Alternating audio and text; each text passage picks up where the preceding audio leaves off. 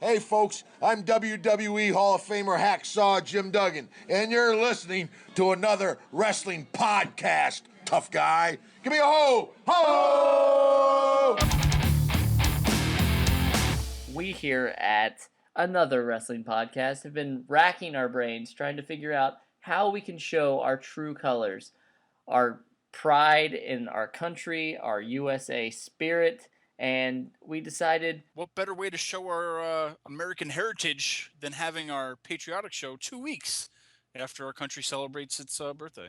well, like I said, if you're listening to us today and you're from another country and you're not too happy about this, maybe you're not our target demographic, but I think you'll enjoy the show anyway. We have none other than WWE Hall of Famer and legend Hacksaw Jim Duggan stopping by the show. That's right, Jonathan. We have the ho-man himself, Hacksaw Jim Duggan, WWE legend, joining us. He's been called lots of things. I'm pretty sure that the ho-man this is probably a first on another wrestling podcast. Hey, well, you got to go with what you know, and first thing, it's better than calling him the man with his wood and hoe. I don't know.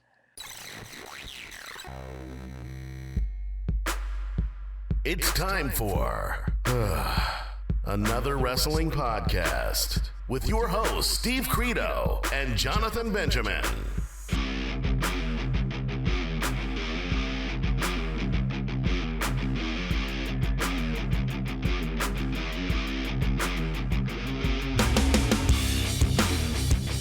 It's a patriotic show, Jonathan. Let's talk patriotism in professional wrestling. I mean, there's been lots of characters, lots of superstars, lots of everybody. It's been basically surrounding the USA, the patriotism of our country. A lot of characters. I mean, just to name a few, you got Sergeant Slaughter, Hulk Hogan, obviously, he is the real American. Hacksaw Jim Duggan, obviously, who'll be joining us later. But I mean, not just the U.S. I mean, there's been other patriotic wrestlers, including Bret Hart, Iron Sheik, Muhammad Hassan, if you even want to go there. But let's talk about this, Jonathan. Patriotism in wrestling.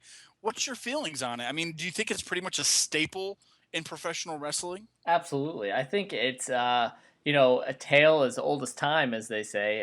Tale as old as time. Oh, well, there goes another listener. No, I think that, from the humble beginnings of professional wrestling to today, I think it's always been a factor. And I think it's one of those things that mirrors what's going on in real life. So whether it be the Iran-Contra scandal, in which we got, and this was in the 80s, in which we got Iron Sheik, to, after 9/11 tensions with the Middle East is where we've got Muhammad Hassan. So I think that it's always been there, and I want to say that it always will be there, because right now, if you look, what do we have? We have Rusev and Lana, and since we have tensions maybe with Russia, that's why they're a part of the WWE right now. So it's an awesome subject to get into. Yeah, definitely. And I mean, there's been so many characters. We just named a few, but it's definitely like the cornerstone, a staple, or whatever you want to call it, in professional wrestling. I mean, without patriotism, whether it be the U.S. or basically your country or any other country you come from, it gives people a reason to get behind somebody. I mean, right now, if you look at the landscape of wrestlers, at least just alone in the WWE, everybody is from another country. You have Sheamus, Ireland. You had Kofi Kingston from Jamaica, but you know what I mean? Each character or superstar that you talk about is pretty much from another country. And I don't know. Do you think it's too much? Too many people are solely based on their own country? Shouldn't there be more behind their character, or no? I think that it's a good way to get people, noticed quicker maybe than they would be if they just were from, coming down the aisle from any town, USA, from Poughkeepsie, New York, or, Winslow, Indiana. I think that helps Sheamus. Obviously, people are going to look at him right away and know that he's, somewhat Irish.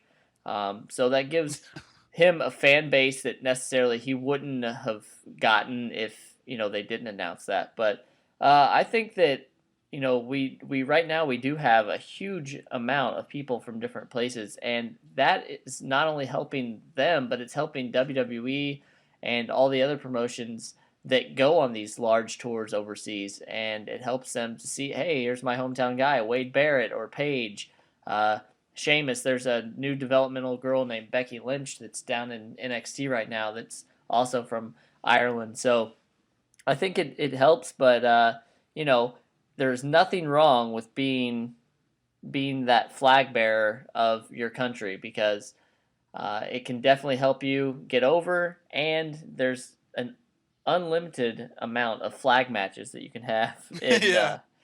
Well, I think my argument about this whole patriotism in wrestling is that, like, I love the Hacksaw Jim Duggans, the Sergeant Slaughters, the Hulk Hogan's, the USA chants, Kurt Angle. I love the USA gimmicks. Don't get me wrong. I'm not just saying it because I'm from the USA, but I mean, I kind of I kind of hate it to where every character has to be another country. I think it's too much. I miss the days of, one guy's a garbage man, one guy just has a bird on his arm, one guy carries a snake around.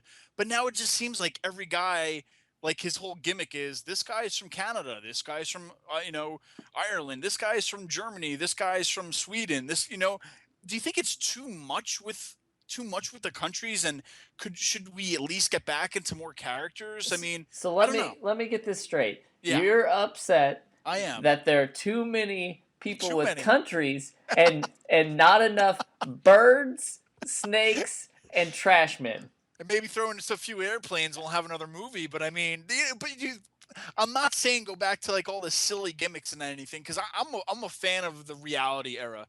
I mean, I loved the pipe bombs and all that. Don't get me wrong, but I mean, it's like when you look at the roster of any wrestling company. I mean, but I'm just focusing on WWE. It's like you look at them and their main gimmick is their country, and it's just like, anything else. Like Sheamus, for example. Don't get me wrong. I mean, let's take him and look at him for a minute, to where you look at him. Obviously, yes, he's Irish. He's doing the whole Ireland thing. I don't know. I'm not just saying that because he has red hair, but I mean, he's got that behind him. But other than that, what else is he? He has no other character. I mean, I kind of liked him better when he was King Sheamus, because at least he had more of a gimmick going, instead of, hey, I'm just Irish and I have an accent. I don't know. No, I do get that. I think that where WWE kind of gets in trouble is, like, recently they just had a feud with Big E and Rusev. And so what did they do? They brought Big E, and he was coming down to the ring with, Old Glory, as they call her. I don't necessarily think that was needed. I think that, they could have just said, hey, Big E's from the United States. That's fine, whatever. But so I think that I'm kind of on the same page as you with that.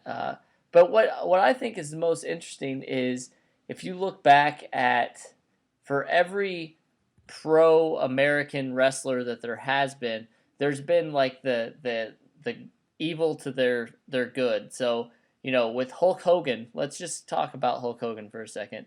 Uber American, came out waving the flag, and who did he go against? The evil Iron Sheik from Iran. Now, I think that obviously the crowds that they were going to in that time frame were all pro-US. So there was kind of some, nervousness about Iran and what they could possibly do to the United States.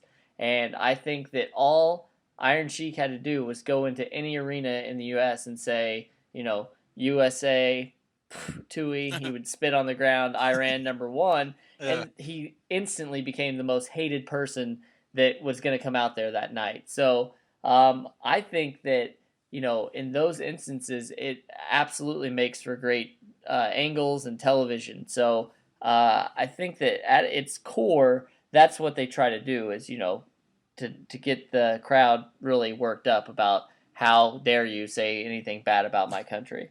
Yeah, I hear you. I mean, it does make great angles. I mean, we just saw recently too with Swagger and Rusev, to where you pretty much had Swagger as a heel, and now he didn't really change his character too much, being like, USA, USA. He's kind of the same guy still, but they're kind of changing their talk a little bit to where it's not so much, you know, well, they weren't anti-America, but you know what I mean? They weren't really faces, but they're mostly heels. But now that they're going against the bad Russia guy, now they're kind of like faces, but they're not doing anything different. So it almost goes to the point where I think Vince McMahon said, or anybody else said too, that where there's really not any more faces and heels anymore. It's just characters now. If you like them, good. If you hate them, that's another thing. And do you think that's kind of going away too with patriotism, to where you don't necessarily have to walk out with a flag, but you could still be that USA guy and still get cheered and not, be 100%,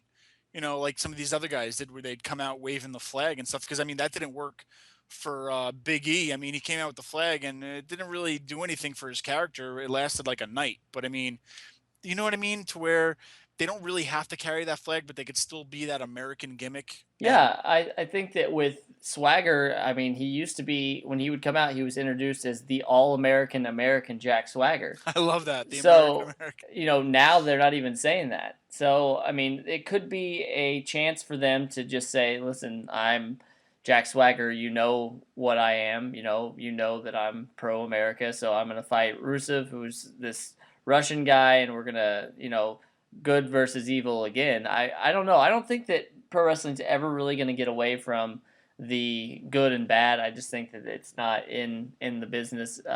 You have some companies like Ring of Honor that I think aren't necessarily like that, but for WWE, it's going to be hard for them, because with licensing and merchandising and all that stuff, it's very easy to say this is your good guy and this is your bad guy, and John Cena is always going to outsell Rusev in merchandise, and not just because they're, whatever, but because they're good and bad. So I want to ask you, you're a lifelong pro wrestling fan, as am I, and what do you look at as the number one, angle or wrestler that has to do with, America or another country, really? I mean, because there's been so many. What do you remember most about those?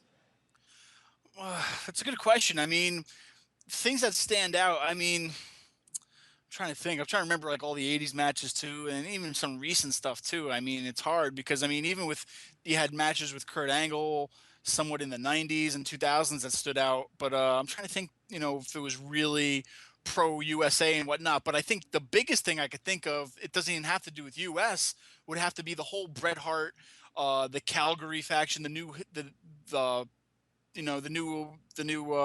Hart Foundation, when it was him, Owen Hart, the Bulldog, and Pillman, because that's kind of when Bret Hart was turning heel, but he was so pro Canada that it was great, and I think that was probably the best patriotic gimmick I think the WWE had, as far as heel wise, gaining so much heat, because even with Shawn Michaels, I think with DX then.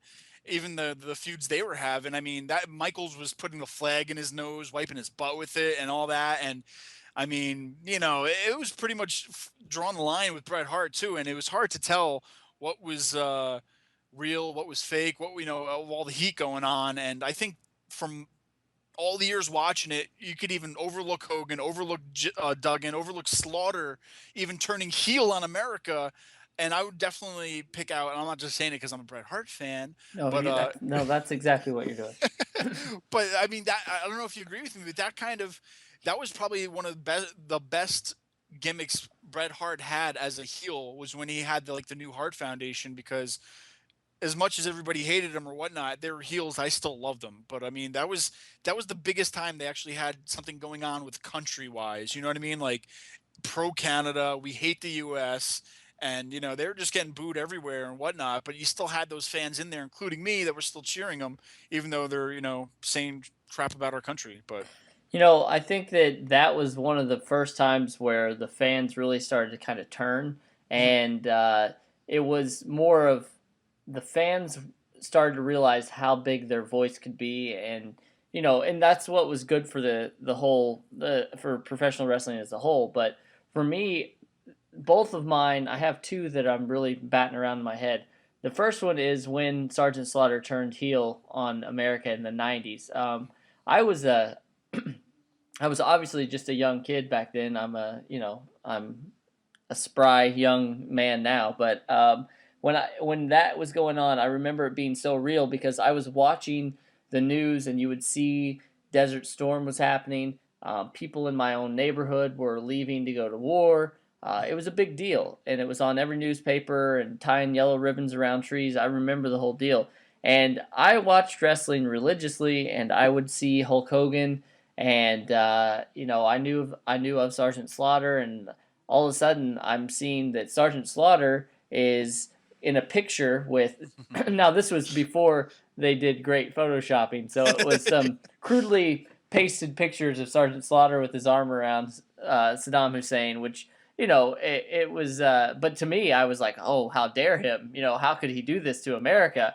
And when he came out and he had one of the boots that Saddam Hussein had sent him, Yeah. and then he burned Hulk Hogan's shirt on national television. I mean, I really remember it being a huge deal, and I've watched several DVDs and on the subject and stuff, and talked about how real it was. Is that they actually got Sergeant Slaughter was actually getting death threats, and they had to move his family, and slashing his tires, and Yeesh. I mean, it's just it's crazy. So that one's definitely like a huge angle for me. The other one happened at WrestleMania 21 when Muhammad Hassan came out and started to beat up Eugene, and all of a sudden the Hulk Hogan song hits, and he comes down and beats up Hassan and Daivari. Now, this is another question I'm going to get into real quick with you, Credo. Sure. Is there a time when patriotism and stuff like that go too far? And the reason I'm referencing this is, do you remember how Hassan left? Yeah, are you talking about the time where all those guys came in masks, or I'm trying to remember what the moment it was, but I remember there was something that happened where they came in. I don't know if it was when he left, but these guys came in masks and started beating up guys in the ring, and that was like literally a week or two after bombings that happened in London or something like that. Yes. I don't know the facts exactly, but I'm just trying to go off the top of my head right there. But yeah, now what had happened was that basically these guys looked somewhat like radicals. Had the black ski masks on and black shirts and pants, and they came in and they would start to carry out these people like almost like sacrifices. yeah. And it did happen right after the London bombings, and so much so that WWE almost lost their television deal because at that time SmackDown was on UPN, and I saw it as just extreme realism. You want to talk about reality era? That was pretty much what I felt was the height of that situation. So, but do you think that they went too far with that, or? Well, I think the thing is that I'm trying to remember the facts from it, because wasn't it? I think it was a recorded show. Wasn't it like recorded SmackDown or? Yes. So this was recorded, and then the bombings or whatnot happened like a week or 2 weeks after this or something like that. But they still ended up showing it later on, and it was it wasn't like they did it because of that happened. It was actually already happened, and they just happened to play it around the same time. And maybe it was the sensitivity that they should have looked out for, but at the same time, I'm sure somebody's sitting back being like, wow, perfect timing. We did this angle while something bad happened, and it kind of mixed together. But I don't know. Well, It was just I just think that it's one of those things too, is that I really, this is gonna sound really bad, but I I enjoyed what they did with the character, and it's one of those things that with Hassan, they did it exactly how they wanted it to be. He kind of described himself as a Middle Eastern American wrestler, and he wanted to kind of step out from the stereotypes that were created from 9/11. yeah. And so he wasn't coming out saying how much that he loved the Middle East or anything like that. He was just simply stating that he didn't want people to look at him differently because he was a Muslim American. But then that's exactly what people did. So in a sense, they played right into his hands, similar to what I was saying with Iron Sheik coming down and just saying that Iran's number one and USA is terrible. So, Yeah. but I think it was the most real in my in the time that I've been watching. So I think that Hassan definitely ruffled feathers with people, but at that point you had a lot of people coming down that were saying that they were American and this, that, and the other thing. So I definitely think that his character was really real, and maybe if that thing hadn't happened, that we may still have seen him in the WWE today. Yeah, I mean that's the thing too about this whole patriotism talk is that it's not just U.S. It's could be it's pretty much you're patriotic for your own country. You know what I mean? So, it's played such a big part in pro wrestling. I mean, you could even say it's even 25% or something of the business if you want to even get there. Or, I don't know the percentage. I'm just saying a number, but I mean, even the shows they do overseas with the troops. Every year they put on shows for the troops. It's a big part in today's wrestling world. It's like without patriotism, would there even be wrestling? Almost like what else are you going to do in wrestling? Like what kind of characters are you going to come up with? What kind of stories are you going to evolve into? And a lot of it has to do with the pride in one's country, which is great. I mean, it's a big part. It's a cornerstone, pretty much, of wrestling. But Jonathan, with all these great patriots, there's been a lot of bad gimmicks as well. One one one gimmick that comes to mind, which I want to talk to you about and get your take on it, but was the Patriot Del Wilkes. Now I don't know how he started. I don't know the history. I'm just going with my gut here and just talking to you, shooting from the hip. Yes. So, okay. So I don't know when he started. I don't know where he came from. I don't know what happened. But all I know is that all of a sudden I'm seeing these vignettes for the Patriot. Now to me, he's pretty much just a luchador in a patriotic mask who's not a luchador, but he's just he's got like the Texas accent or whatever kind of accent you want. He had like the all American accent. American accent. Is there anything more un-American to be than a masked wrestler or luchador? I mean, it just kind of, I got it, but at the same time, I was like, it's not American. I don't know, but was that a bad gimmick to you? To me, it was. I don't know. Once again, you talk about America, land of the free, home of the brave, and yet this guy is not brave enough to show his face. It's confusing to me, and he carried the flag, so that immediately meant that he was going to go against people that were not from the USA. Because if not, then why are you fighting?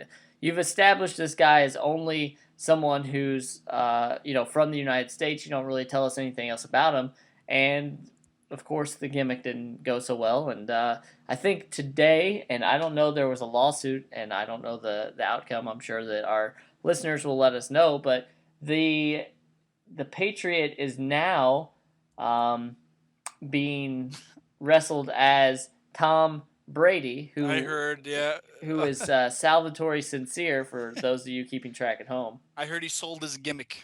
Yeah. So I think that that's not necessarily a great one. Another person that I just didn't believe as the All-American is Lex Luger, really. Yeah, he was so much better as the narcissist. I Yes. loved him. That was such a great character. Why would you? I mean, the Lex Express, I get it. You body slammed Yokozuna, and then you pretty much killed Elizabeth. But still, like the Lex, it was it. The narcissist was better than the Lex Express. Absolutely. Absolutely. Yeah, they pushed it too much on him, I think. Yeah, I mean, it's crazy though, because you think about all these gimmicks, and most Hispanic wrestlers that I've seen are very proud of their heritage. So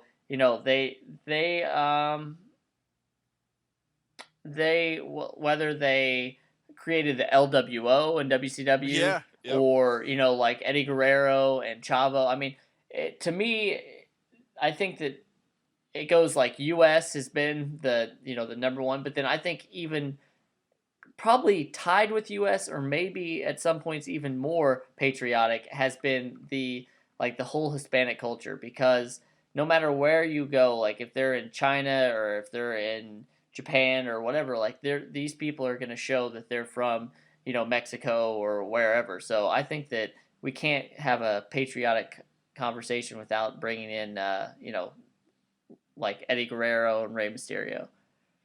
Yeah, definitely. I mean, we go back full circle, Jonathan, on this whole talk of, the countries, what you're proud in, it's, I can't get over it is that the more we talk about it, the more I'm realizing how much of a bigger part it was in pro wrestling than even just mentioning it for the topic of a show. You know what I mean? Like, the more you think about it, the more we talk about it. Everywhere you look, everywhere you turn, there's something to do with patriotism in it. Somebody's being patriotic. Somebody's talking about their country.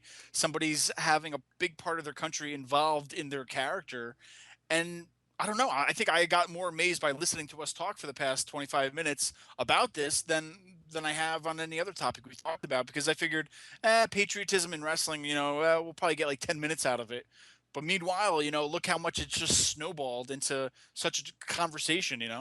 Yeah, and I still think that we could do hours on this subject because we've scratched the surface, as they say. But JBL is another one that had a long run as a WWE champion, and I remember at Great American Bash he came out in just like a hideous, huge top hat that was red, white, and blue, and he had like a red, white, and blue vest, and that's one of those things is that the fans are saying, well, I'm from the USA, but I really hate this guy, but I'm from the USA, so I have to cheer for him.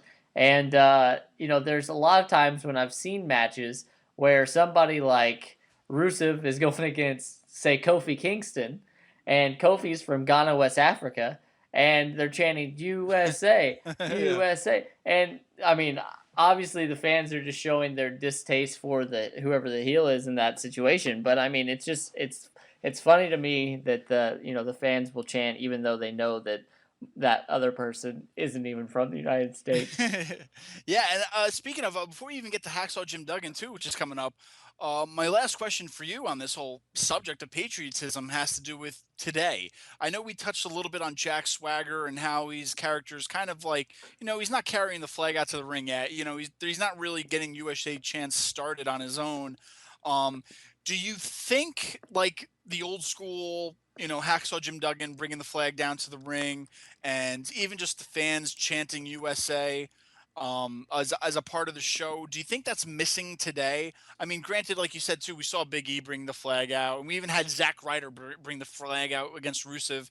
And I hope that's not a thing now, that every time you fight Rusev, you got to bring the American flag out. But do you think the part of the 80s and 90s history of like I said with Hacksaw and whoever, somebody who's the USA guy? And do you think we're missing a USA guy right now? And I mean, I know Swagger's there right now, kind of filling that void, but I mean, a true USA guy. And you could even talk about E3 in TNA right now. His gimmick was going to try to be the USA guy for WWE, but until he got fired. Do you think we need another USA guy who's just strictly getting USA chants going, carrying that flag, red, white, and blue trunks? Do you think that we're missing that today? I think that you haven't seen the end of Swagger yet. I think that this is just the beginning for him, and he may transform into that role. But even before that, I want to talk about how him and Cesaro used to come out to the Gadsden flag, the "Don't Tread on Me" flag, the one with the snake on it, and that was a big thing because they had Zeb, who is a veteran, come out with them, and they were trying to kind of stir up some. It wasn't, I don't want to say well, it was like anti-immigrant, banter. Yeah. So, they were using that flag as well. And I think that kind of hit a nerve with some of the people. I know Glenn Beck was talking about it, and, he ended up calling people stupid wrestling people.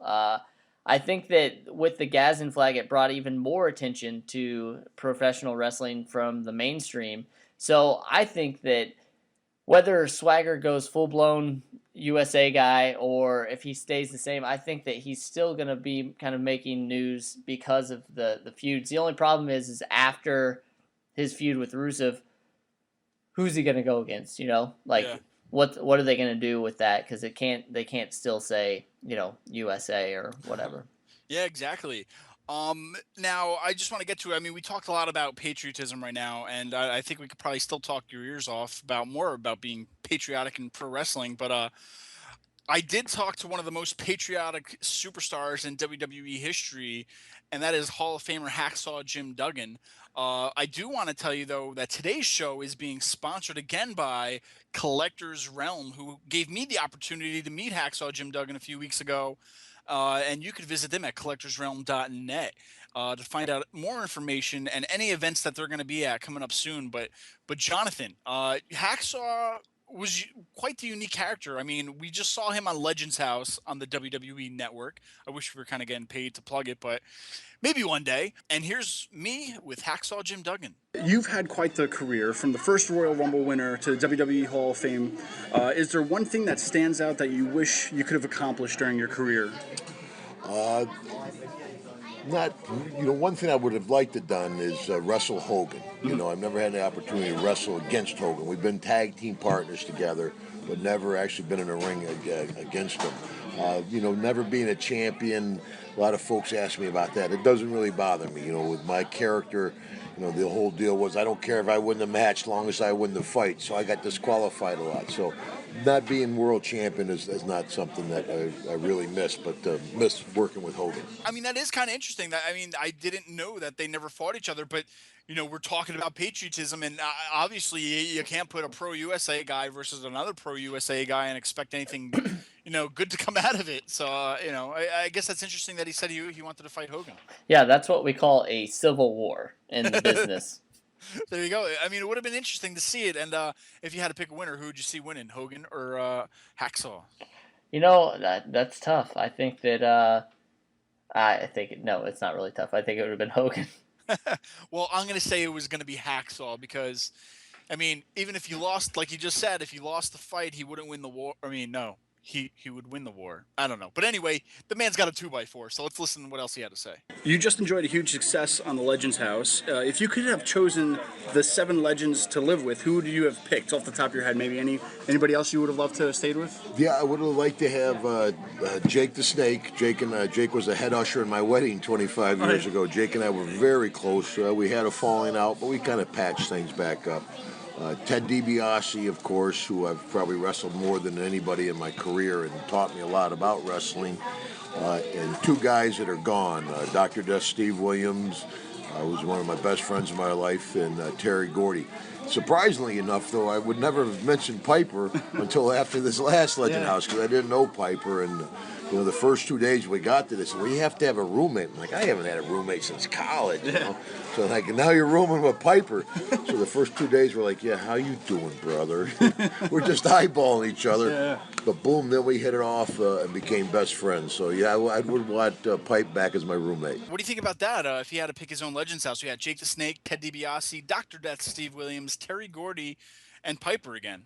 Yeah, I mean, I think what's crazy about doing these interviews is finding out just how little most of these guys know each other. You just assume it's a small, fraternity of guys and they're all going to know each other. But I really thought that him and Piper would have known of each other a little better. But it sounds like they, So I think it's I would definitely like to see Jake Roberts on Legends House and also Ted DiBiase. I think those would both be great choices.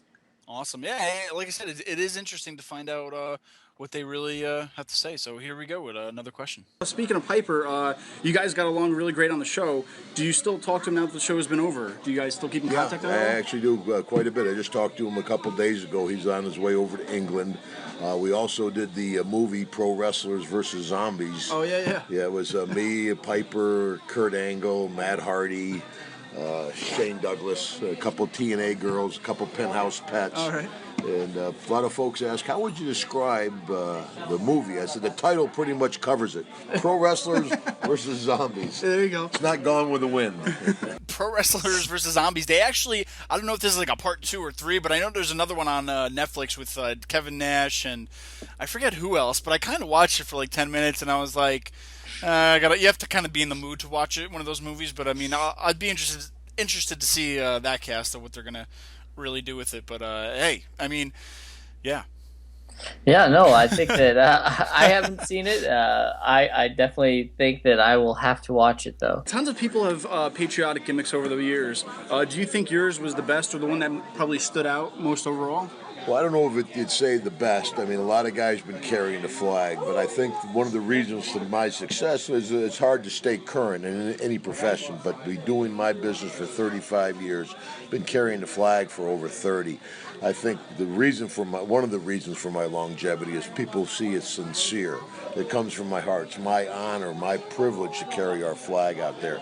You know, they put the flag on guys like Lex Luger. Just didn't work. Put the flag on Hogan. He's got so much stuff going. It didn't work. Sarge, of course, but he's the military guy. I don't think anybody's carried the flag as well as I have. Something I'm proud of. The key is, once again, he said it's longevity. And if you think of any other wrestler over the years, there's very few guys that have been able to be the same person for as long as he has. Mm-hmm. If you think of somebody like The Undertaker, he's even had to tweak his character to stay somewhat relevant. And Hogan as well. I mean, NWO Hogan, whatever. So with Hacksaw Jim Duggan, all he's pretty much had to do is come out and say, this is, my 2x4 and this is the American flag and ho, and that's it. So good for Hacksaw. Yeah, definitely. And speaking of that, I asked him, how did he come up with this Hacksaw ho? How did you come up with your trademark ho? I always joke. I said, when I carried the 2x4 before I carried the hoe. So one time I got this huge splinter in my thumb, and I went, oh! No, actually, I just was down in Mid-South, and I'm interactive with the fans, and I just started yelling, and they started yelling back, and it just evolved into a trademark, surprisingly. And that's why I always talk to Flair. Flair, I'm going, woo! I'm like, Rick, are your trunks too tight? Woo! I don't get it. Wait, can we hear it, though? Can we hear the classic? Can we give us the... If you do it with me, guys, here we go, baby! Ho! He's quite the comedian, man.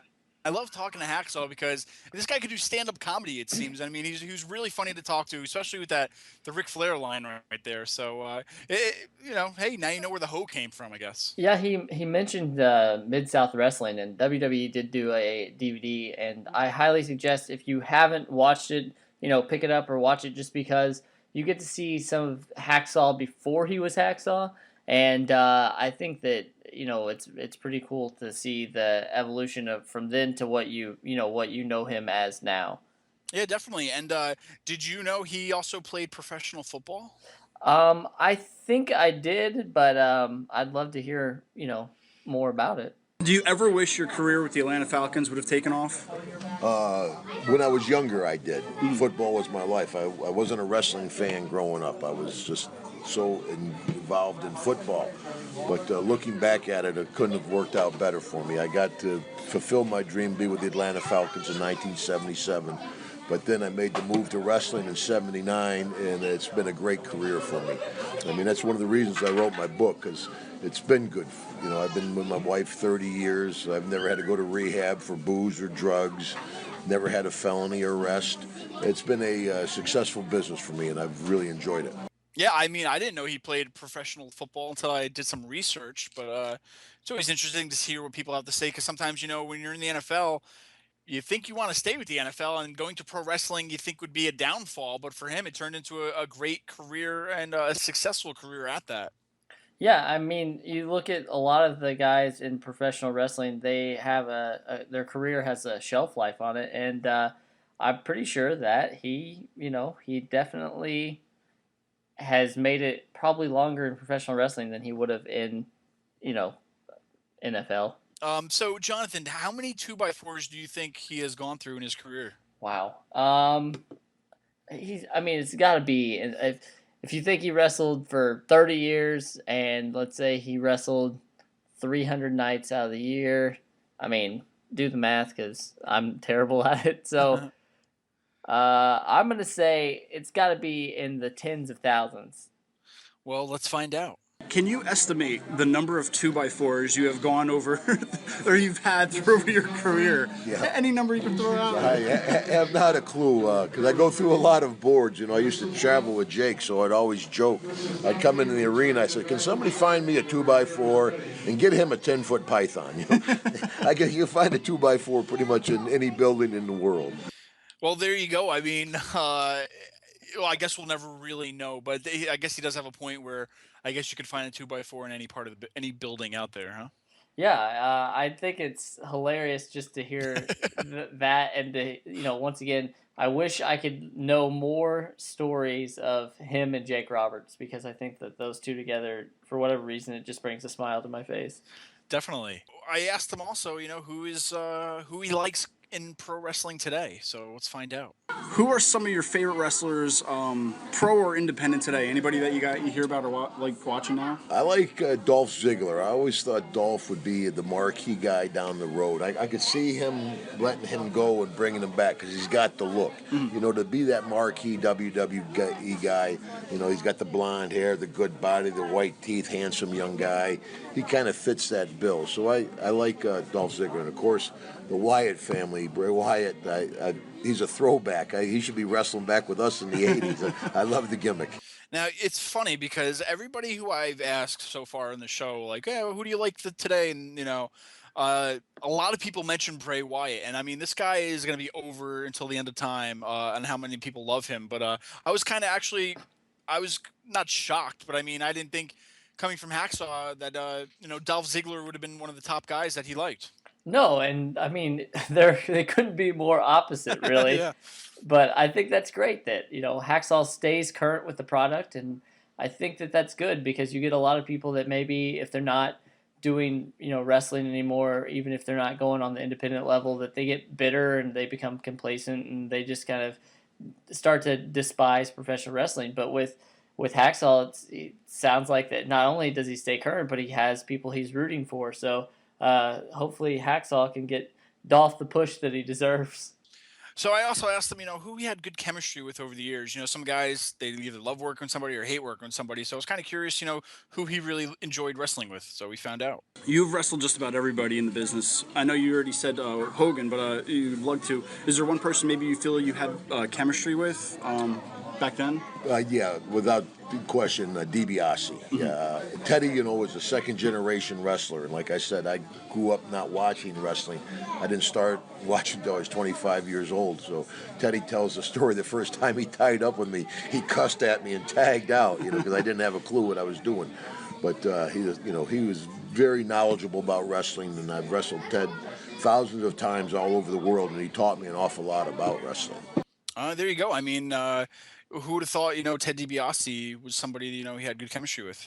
Yeah, once again, like I said, if you have the time or whatever, pick up that DVD. It sounds like I'm doing an infomercial for WWE DVDs, but since they have all the videos, then you can get on there and check it out because you get to see a lot of Hacksaw and DiBiase on there. With the WWE Network, many new generations will get to see your career. What match would you want someone new to the business to watch to get the feel for Hacksaw? Is there one match that stands out you would want somebody to watch? Well, I think my character kind of evolved to almost a more comical character in the WWE. My Mid-South stuff was a lot of blood and guts, chopping meat, me and Buzz Sawyer in a dog collar match and stuff like that was pretty brutal, hardcore wrestling before hardcore was a term. And then I evolved where I had, I was the king of wrestling. I had the cape, the crown, the flag, the board, the thumb, the tongue, the hoe, and the crossed eyes. And Strongbow's like, you might want to be a little more serious in the ring. I'm like, and Bobby Heenan kept going to Vince. Vince, Duggan needs an eagle. You got to give him an eagle. I'm like, Vince or Bobby, shut up. Vince will do it for a rib. So that's funny. I mean, could you imagine seeing Hacksaw with an eagle? Oh my God, I think that would have been, they had Frankie, they had Matilda the dog, they had Damien the snake, so I'm actually surprised that Vince didn't get an eagle. I mean, there probably was some sort of law or something that kept him from doing it, but I think that now that I think about it, that is probably the greatest image I have in my mind is of Hacksaw Jim Duggan walking down the aisle with an eagle. Definitely. And how do you think the fans will remember Hacksaw Jim Duggan? I asked them, what's one match, people should see with him in it? Well, I think it's just nice to be remembered, at any profession. And of course, like I said, it's a very competitive business. So many folks don't realize how competitive it is. I tell kids there's 1,500 NFL football players playing in the NFL this year. There's 120 WWE wrestlers. And everybody goes, well, you guys are all good friends, aren't you? I said, yeah, we all compete for the same money. We're real good friends. It's a very competitive business. So just to be remembered is good, but I think what I like to be remembered for is my patriotism. I think 'cause it comes from the heart. And that brings us full circle with our whole patriotism show, Jonathan. I mean, if how do you think he will be remembered when it comes down to it? I think that a lot of people don't give Hacksaw the credit he deserves. He was a mainstay in WWE. I definitely, as a child growing up from the '80s and '90s, I remember him fondly, and he was a comedic character, but you knew that he was credible. Like you knew he was going to put up a fight, and he may not have won the most matches, but like he definitely gave whoever that he was going against a run for their money. And he's somebody, he's now immortalized in the Hall of Fame, and with the advent of the network, people get to see his body of work for a long time, and he's.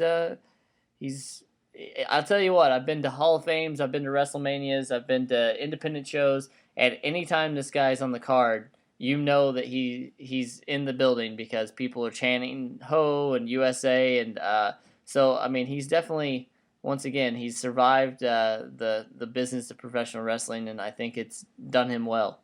Yeah, definitely. I agree. And I had one last question for him, and pretty much it had to go with the Legends House, which he was just on, and that had to deal with him and Tony Atlas, to where him and Tony have a lot of heat with each other, and you come across people like that sometimes, to where you just don't like the person. So I asked him, aside from the Legends House on the road, has there ever been a time where you just didn't get along with somebody, and who didn't you get along with? So this is what he had to say. Matt Bourne and I. Matt Bourne and I didn't get along. We had a couple fist fights down in Louisiana, and I beat him up pretty good. He tried to take advantage of me in White Plains years ago. So Matt, where's Matt at now? Oh, he's dead. Wow, I think that's another wrestling podcast exclusive. I never thought. Wow, I don't know. I didn't expect that kind of an answer from Hacksaw, but I guess, hey, the truth will set you free, and the truth is out there, kids. I'm typically not speechless, but yeah, that It just shows you, man. I don't know. It just shows you how much you hate somebody. You hate somebody. You know what I'm saying? I guess. yeah, I don't look at Hacksaw as somebody who's I mean, you got to see a little bit with Tony Atlas and him, but gosh, that seems pretty rough. Yeah, I mean, I'm curious to what really happened. Maybe we can have him back on the show one day and dive deeper into the story of him and Matt Bourne. And yeah, I'm curious to know. I didn't want to get too much into it because I already saw how much he hated him with the whole dead comment. And hey, I mean, the truth is out there, and you just heard it here, guys, on another wrestling podcast. But guys, each and every week, join us here at another wrestling podcast. We are on marksforlife.net. Check us out. All of our shows are on there. All of our videos and video interviews that we did with people are going to be on there. Jonathan, where can you find us on social media? Wow, that's a good question. And you can find us on Twitter at a wrestling pod. You can like us on Facebook at facebook.com/another wrestling podcast. We are on Stitcher. We are on iTunes, and we are being beamed out into all of those sites through Podbean. That's it, guys. I mean, we're out there. Just Google it. Like I said, if you go to marksforlife.net, that's Marks, M-A-R-K-S, the number 4, life.net. All of our stuff's on there. A lot of great shows. You can see us on Marked Up occasionally on Wednesday nights at 9 p.m. on Spreecast. Once again, on marksforlife.net. But we're everywhere. We're doing another wrestling podcast.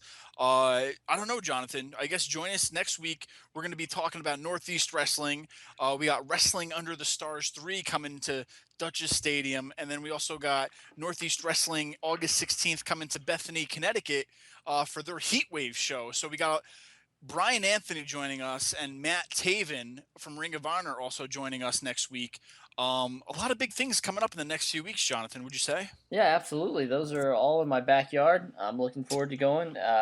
You're definitely going to have to keep tuned in to find out who we get to talk to at some of these shows. We have some good guests lined up. And like we said earlier, this week's sponsor was Collector's Realm. But if you feel like you would like to be on our show as a sponsor, you can email us at anotherwrestlingpodcast@gmail.com and give us your information, and we'll see what we can do to get you as a sponsor on the show. That's right, Jonathan. I guess each and every week when you're listening to us, you're listening to Another Wrestling Podcast.